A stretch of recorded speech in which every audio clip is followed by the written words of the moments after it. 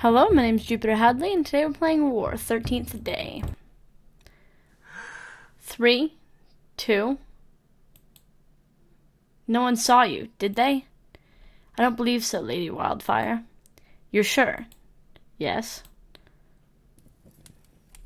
Oh, look at these people. You're back. Took you long enough. You don't look back, did you? You didn't look back, did you? Tell me you didn't look back. You gave a warning beforehand, Lady Wildfire. It wasn't one that was easy to forget. Shut up. Why didn't you go back to counting? But our guest appears famished. Please warm yourself by the fire and join our meal. There isn't much, but what we have should be quite appetizing. Sure. Eat us out of the house and home, why don't you? Out of house and home, okay. Not that we live here.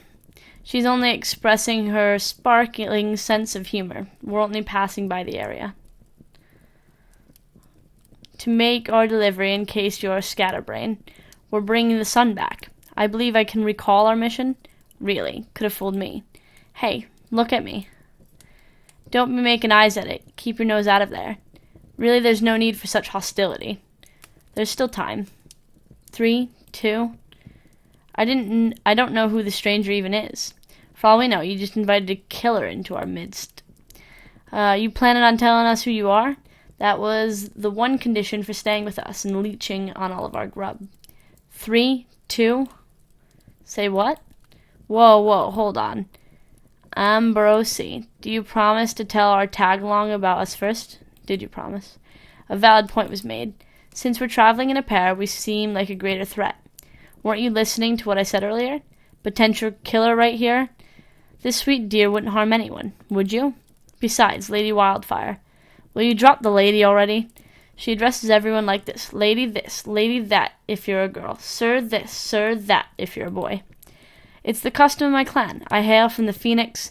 Are we really doing this? Yes. If anything goes awry, I trust that you can handle the situation.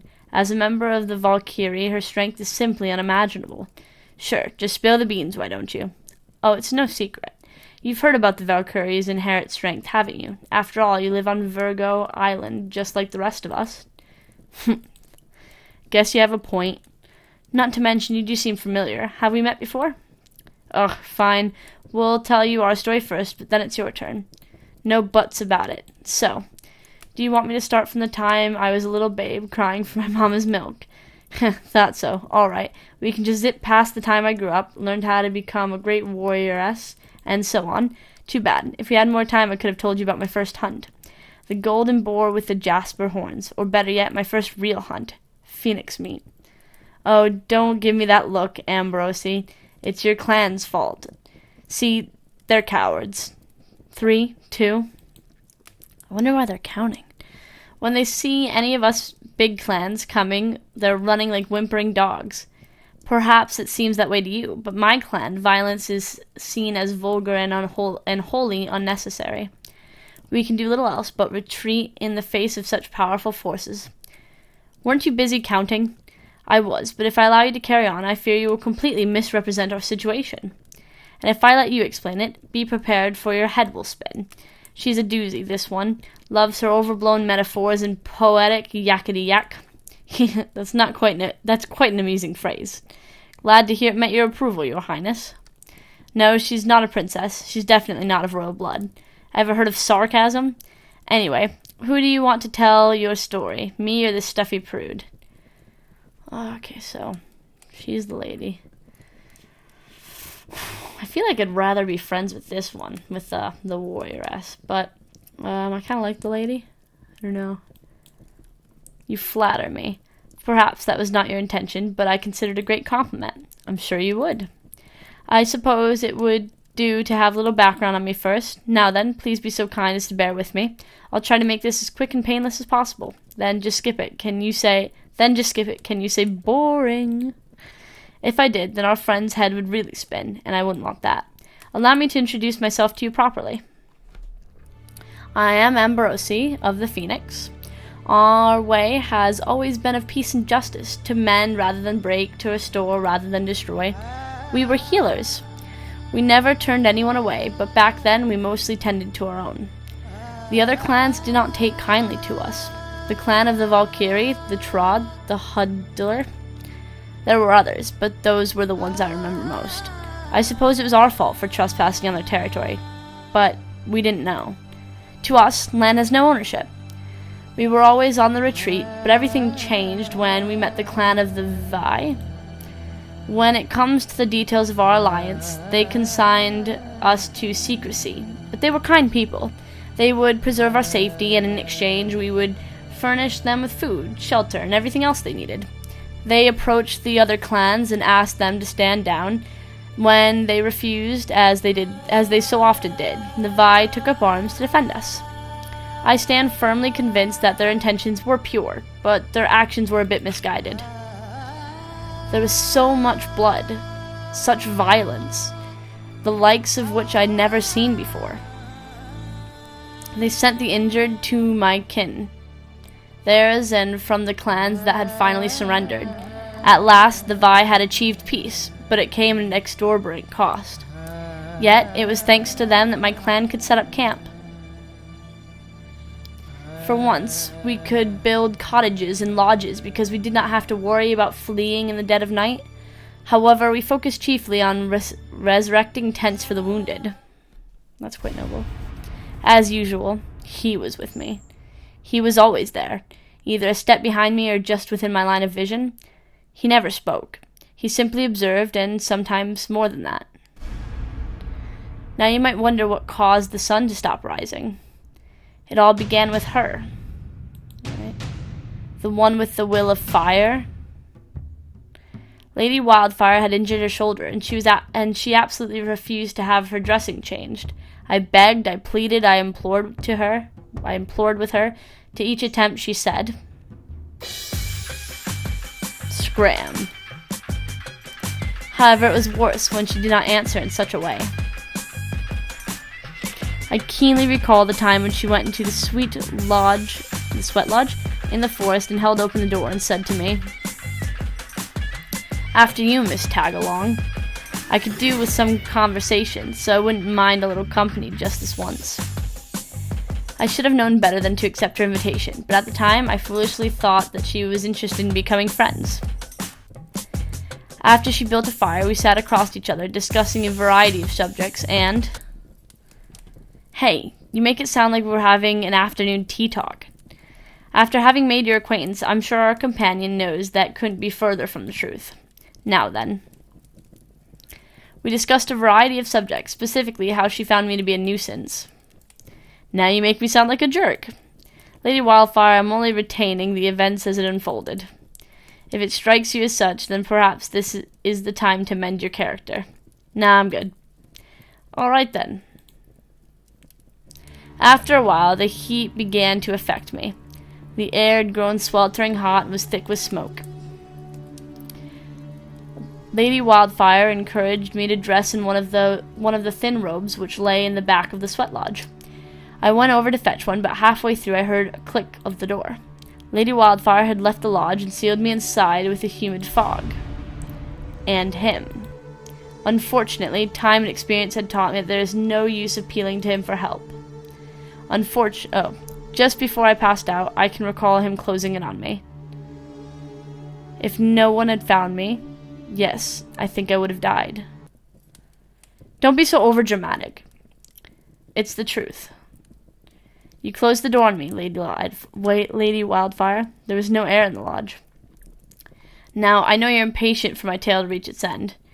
If you would like to quicken the process, please refrain from making any further interruptions.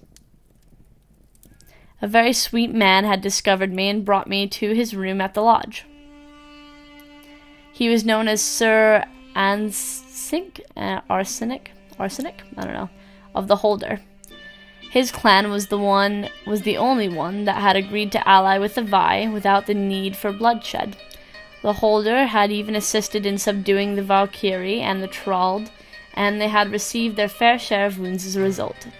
I had tended to Sir Arsenic, I'm going to call him Arsenic, in particular before, but never been that close until our meeting then.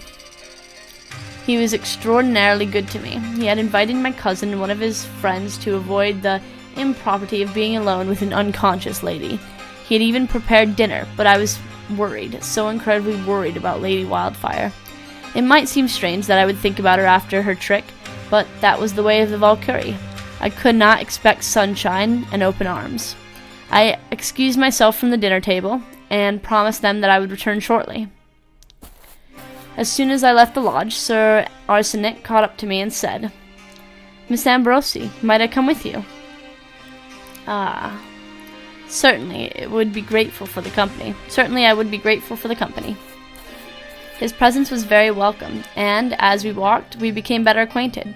We didn't talk about anything special. It was simply this: "It's a pleasure to see you this evening, Miss Ambrosia. I feel the same. If you had not saved me, I could not be standing here and speaking with you. If you mean to thank me, don't. I've only spared myself a great loss. You are so kind to say so. On what quest were you undertaking when you came across me in the forest? You wouldn't believe me if I told you.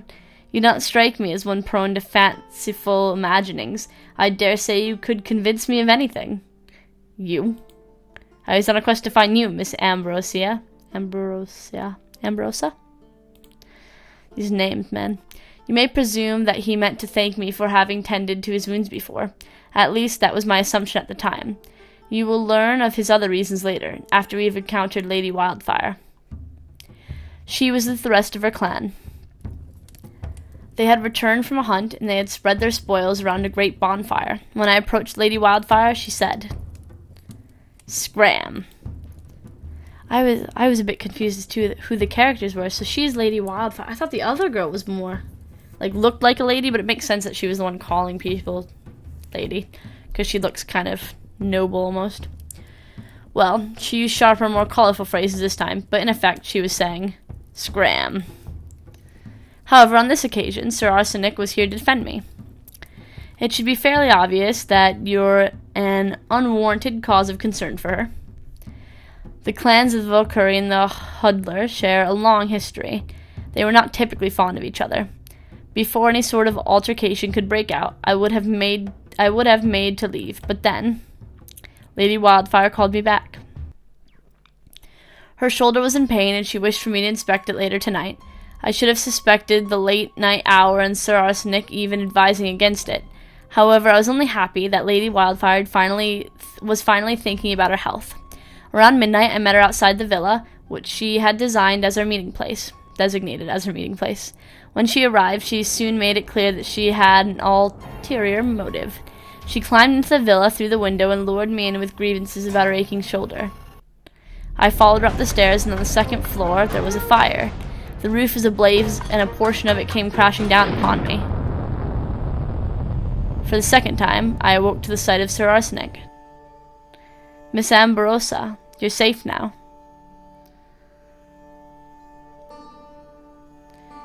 He had shielded me from the rubble. I would have started on removing the debris from his back or spoken out of concern for him, but I couldn't keep my eyes open. When my consciousness returned, I was on a bed in one of the villa's many rooms. Sir Arsenic had assumed a seat on the floor beside me and appeared fast asleep. All this time, we had never made physical contact until then. I broke the touch barrier by reaching for his hand. "Sir Arsenic, the fire." "Ah, Miss Ambrosia. It's good to see you awake. The fire's been extinguished, though I've seen to that. You were grievously injured. You extravagate the severity of my wounds. They're no worse than a scratch. And you're sitting on the floor when you should really be in bed. Now, I couldn't displace you, least of all in your present state. Then sleep with me." "Sleep with you." That's a very tempting offer. "I meant beside me. There's room to be certain. Yes, I do think I'll take you up on it." "Yeah, Sir Arsenic." "Oh, I'm not too close, am I? Sir Arsenic, you should let me look over your injuries. Rest first. They aren't so dire as to request immediate attention, believe me. Is there no other bedroom that's been untouched by the fire aside from this one?" "There are plenty more, only the second floor has been incinerated. I suppose you would like me to move, but to be perfectly honest with you, I'm quite exhausted. You wouldn't mind if I rest here a little while, do you?" I'll leave before anyone catches sight of us. By all means, please relax. He did just save you. Her hair is quite... Both these guys have really quite beautiful hair and eyes. But concerning the fire starter, it was the Trod, no doubt attempting to dispose of the king and the princess. The Trod alone, yes. He did not know about the Valkyrie's hand in it, but when faced with his clear blue eyes, I could not lie from him even by omission. I told him about everything that happened to me, and in the end, thank you for confiding in me, Miss Ambrosa. You have my assurance that the matter will be swiftly dealt with. By that, he meant to inform the Vi. At the same time, he would stay at my side and watch over me, for he suspected that the Valkyrie would target me for having revealed their secret. By that, he meant to inform... Oh, wait, sorry. I only wish that we were alone. So they had that, thing. That thing that watches her, the person. That evening, I sought the peaceful halls of slumber, but in vain. He would not leave me be. Ah. It was at times like these, when I was in distress, in want of healing, weak, that he came closer. I should warn you. What happens next may make little sense to you. It may seem disorienting and outlandish, but bear with me and all will be explained. Stop it. Ha. Miss Ambrosa? Miss Ambrosa, is something troubling you? It was fortunate that he was not so fond of company, but... Sir... Arsenic? That's what we're calling him. Arsenic what? You're never going to finish that thought? Or did he stun you into silence? No. I reassured him that I was fine, that it must have been an upsetting dream. I thanked him for thinking about me and then went back to sleep. Uh-huh. You know, I'm not buying that. I saw that hesitation. You're keeping something from me. Really, I'm not. So you haven't left out a single thing. You've shared all the details, being completely honest. What's the matter, Ambrosa? Cat got your tongue? Ha, you know what I think happened? You two got it on. Pardon me? That's how it went down. Sir Arsenic?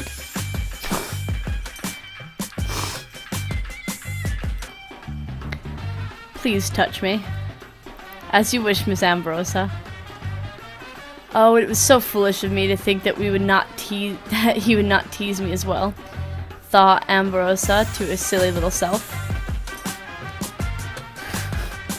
Not mature enough for this story. Ah, Sir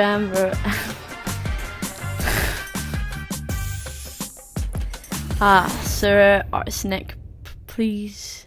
Please what? If you don't tell me, I won't know what it is you desire. I'm gonna keep laughing like a child, I apologize. Please don't stop. I'll do anything. Then don't hold back your voice, Miss Ambrosa. Let me hear just how much you want me. Lady Wildfire. That innocent blushing act doesn't fool me. You expect me to believe nothing happened with you two lying in bed together. In the dark. Carry on. Ha, not even denying it. I won't delve into what happened last night. But at the light of dawn, whatever side I had seen of Sir Arsenic had all but vanished. Good morning, Miss Ambrosa. I hope you had a peaceful rest. You need your strength to recover. Allow me to fetch you breakfast. He made no mention of what had passed between us, and over our meals we spoke only of trivial things. The weather, each other's health, the state of the war that we both knew would last for moons. Then dusk approached. I wish you a pleasant sleep, Miss Ambrosa. And you, Sir Arsenic. I am not the only one injured. Indeed you aren't, but I will sleep well only when you do. Have yourself sweet dreams. Alright. And you want to know what happened that night? Sir Arsenic! Miss Ambrosa. No, please don't, Lady Wildfire. What, am I embarrassing you? Yes. If I'm wrong, you could always just tell me what really went on between you two. Or are you still insisting that you're not leaving anything out? Sir Arsenic always showed one side of himself in the evening. But during the day, he was a perfect gentleman. He had healed long before I did, and after I left the villa, he continued to visit me. In the morning, he would come with game from a fresh hunt and say, "I happen to be in the area. I don't suppose you'd care to have breakfast with me." In the afternoon, he'd pass by and say, "You seem busy at work. If you need anything, don't hesitate to tell me." In the evening, he would knock on my door to say, "I happen to be in the area, again. Since I'm here, you won't mind if I join you for dinner, will you?" Aw, he's like courting her. I welcomed the sight of him and the fleeing touches that frequently went with it. However, our happiness could not last. I had just finished my breakfast and stepped into the forest when Sir Arsenic came up to me, saying, "Miss Ambrose, I don't suppose you'd mind if I joined you." "Oh, Sir Arsenic, there's one small matter I must attend to first, but afterwards, certainly. Although I was intent on finishing my chores for the day. I cannot see how you will find much enjoyment in my company." "Your company is always enjoyable. I'll wait for you." And so I went to the river where I intended to bathe. It was silly, really, how the incident started, but this is how it began. Shortly after I stepped into the river, a fish swam by my ankle. When I felt its cool scales against my skin, I could not help myself. I let out a small shriek of surprise. "Miss Ambrose!" At once, Sir Arsenic came running. "Miss..." At the time of his arrival, I was bare before his eyes. "No, Sir Arsenic." I threw my arms around myself, and in the haste of my momentum, my foot caught on a loose pebble. Perhaps I wouldn't have fallen. I'm not usually so clumsy, but then again, I was in something of a panic. But even if I was falling, it would have been better than what I had let happen. "Miss Ambrose, I have you." Yes, it would have been better if Sir Arsenic had never rushed over to catch me. At that moment, his eyes slid over his shoulder. And fell upon a member of the Vi. And not just any Vi, Sir Knight. The clan of the Vi did not usually mingle with the others. The same could not be said for Sir Knight. On Virgo Island, we earned our names through our characteristics, deeds, and accomplishments. It is common for us to have more than one name throughout our life. The clan of the Vi favored the names of minerals, jewels, and metals because they were fortitude, and strength. Sir Knight had one such name. But after spending time with the other clans, they awarded him the name he has now. You could even say it was a sign they had partly accepted him. The only Vi to get along with the rest of the Virgo Island. I do not know how long Sir Knight had been there, but there he was. Most likely he had been attracted here by my screams. Well, isn't this scandalous? A phoenix healer with a huddler, gentleman. Well, he doesn't seem much like one now. I tried to speak, but I couldn't articulate anything other than intelligible sound. Fortunately, Sir Arsenic had just enough composure to say, "I heard her scream and I came to her aid. At least that's what seemed needed. There's nothing untoward happening here. Yet your hands are on her shoulders. Her naked shoulders. I think a proper gentleman would undress himself too, wouldn't he? A gentleman would avert his eyes from a lady's state of undress. Well, I can't see her very well when you're blocking the view. Sir Arsenic is correct?" I lost my balance, but he steadied me. "There's nothing more happening here." "Right, you keep saying that, but somehow I find that hard to believe. And as Vi, you must have some familiarity with Miss Ambrose, I assume. Then you should know that she isn't the kind of lady who would throw away her honor and dignity for any man." "Indeed. Now let us continue this conversation when I'm properly clothed. Just as well, it doesn't really matter to me what you two are doing. I trust you'll keep this incident to yourself. A gentleman doesn't foster a lady's embarrassment, nor is he party to rumor mongers. There's something you don't seem to understand. I'm not a gentleman. If I decide to tell someone, that's my business. But if Ambrosa would like me to keep my mouth shut, a lady doesn't kiss and tell, right? I won't either. You don't mean that the way it sounds, do you? And if I did?" Oh, he turned around. I was wondering what that shape suddenly was. "You dare to proposition her? I never said anything about betting her. Not that I would object to it." It all happened so quickly. One moment, Sir Arsenic had left my side, and in the next, he had flung a fist at Sir Knight's face. The crack that rung out was simply horrendous. However, that wasn't the worst of it. A huddler had just attacked a member of the Vi, the ruling clan who had the power to incinerate him for his crime, incarcerate him for his crime. Sir Arsenic. Before I could finish speaking, not that I had a clear idea of what to say, he took my hand and led me away from the clearing. This is beautiful, this background art. Once we were a good distance away. Here, you can borrow my coat. I wasn't using it since summer. Thank you, Sir Arsenic. I know. It was foolish. It was foolish of me to lose my temper like that, but treating you like that, I couldn't stand it. Oh, Sir Arsenic, you are noble, but I have no intention of reprimanding you. I only fear the repercussions. Never worry on my account, Miss Amorosa. That I can bear even less. Calm yourself with the thought that this storm will pass. For now, I simply lie low with you. When Sir Arsenic said that the storm would pass, I did not believe that he had lied, but I suspect that he'd spoke about a remote possibility simply for my sake. After we parted ways, I went back to the riverside to recover my clothing, only to find they had vanished. Ah, so this is how you looked dressed. I had forgotten. Are you looking for your clothes? I found them earlier. Do you want them back? If you prefer to keep them, then I will not fight you for them. And if I decide to take action against Arsenic, will you refuse to fight me then? Since it was for my honor, I am to blame for your injury. Please allow me to take a sentence. You want me to forget about all this? My answer should be fairly obvious. Then kiss me, Ambrosa. Kiss me and I'll keep silent. A kiss? Yes, just one kiss.